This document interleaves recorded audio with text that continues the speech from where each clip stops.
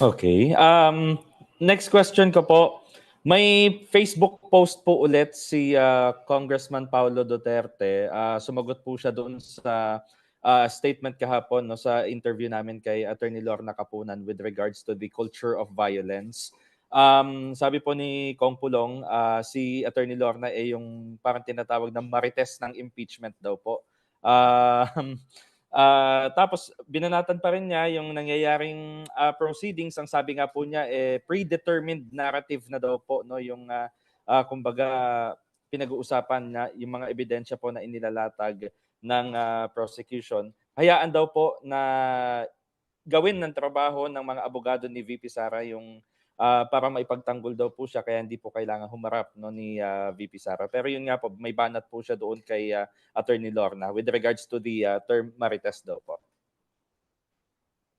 Jay,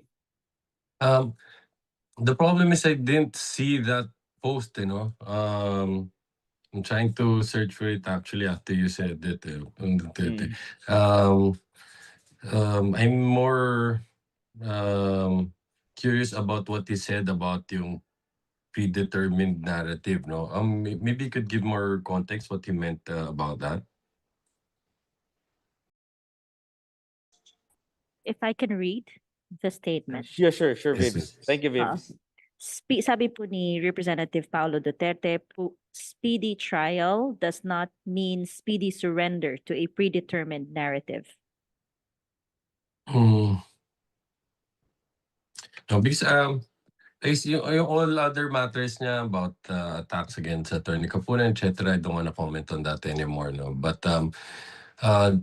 because I just mentioned that I'm not sure, no, because I haven't seen the entirety of the statement. But if it gives the impression that by saying it's a predetermined narrative, if he's saying that it seems the matter has been prejudged already by the impeachment court, that's the thing that I may have an issue with, no, consistent with our reaction, no, dun sa naging statement ni VP Sara about bending the law happening in the impeachment proceedings, no. Kung again, I'm not sure if that's what he meant, but if that's what the message, that he's trying to give, that this has been prejudged already, then that's dangerous again because that could be an attack, no, against the integrity of the court. And of course, we shouldn't say, no, na interested parties, no, shouldn't say that mukhang may decision na dito, no, impeachment court. Again, we have to respect institution and maliwanag, may pagkakataon, magkabilang panig, magpresenta ng ebidensya para ang mga senator judges ay makapagbigay ng hatol, no, batay sa mga ebidensya na ito. So again, maybe I'll try to go over the statement also while Kong Zia chimes in also. Well, I'm not gonna defend Attorney Capunan because she can ably defend herself, no? Pero isa lang ang masasabi ko. Kaya ata nila sinisingle out ngayon si Attorney Capunan kasi talagang magaling siya, no? She was able to elicit information from the witnesses that strengthened the case against the Vice President, no? Personal attacks, saying na marites would not help not only the case of the defense, but it will not help the entirety of the proceedings, no, by focusing on the merits of the case. Ganun lang. Sa akin lang, kung meron mga ganitong pananalita, mga ad hominem attacks on the personality and how she views individual prosecutors, that's her opinion, but it will not answer the allegations. It will not be a way to counter the allegations, much less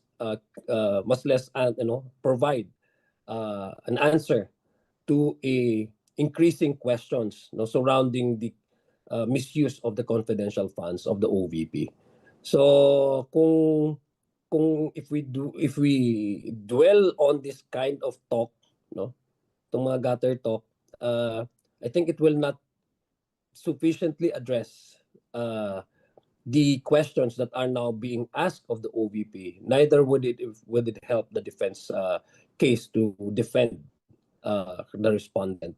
Mas lalong klarong lumalabas na mas na napipikon na sila sa mga katulad ni Attorney Kapunan na magagaling na mga abogado at mas effective sa paglalahad ng mga testimonya ng mga witnesses na hindi nasasagot diretsa ng depensa.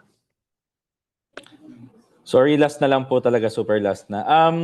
Kung Zia, baka may comment ka lang po doon sa ang sinasabi po, no, according to reports na pag-recant or pagbawi po ng salaysay ni Orly Guteza na siya po ay nag-deliver ng mali-maletang pera kay former Speaker Romualdez. And ng mga nakalipas po kasi, di ba, may tatlo din po na sinasabing dating yung members ng Maleta Boys na nag-recant din po ng kanilang salaysay na nagdawit naman po sa ilan sa inyong mga kasamahan, including some of the prosecutors. Now, sa mga ganito pong pangyayari na may mga nagre-recant ng kanilang mga salaysay, naniniwala po ba kayo na lalo pa pong nade-debunk yung mga issues versus the prosecutors na binabato po ng mga tagapagtanggol ni Vice President Sara Duterte na tumanggap nga raw po sila ng mali-maletang pera? Thank you po.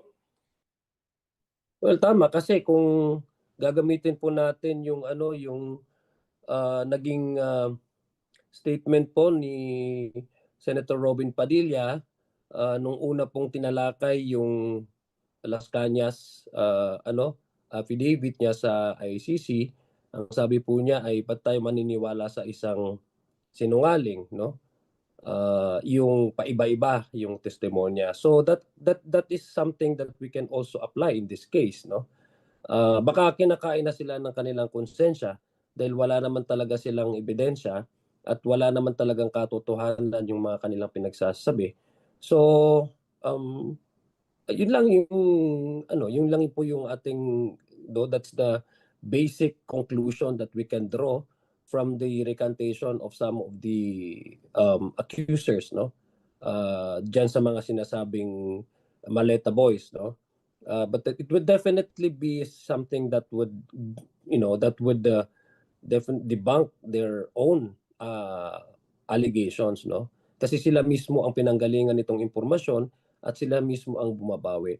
So whatever is the reason, mukhang kinakain nga sila ng kanilang konsensya, no.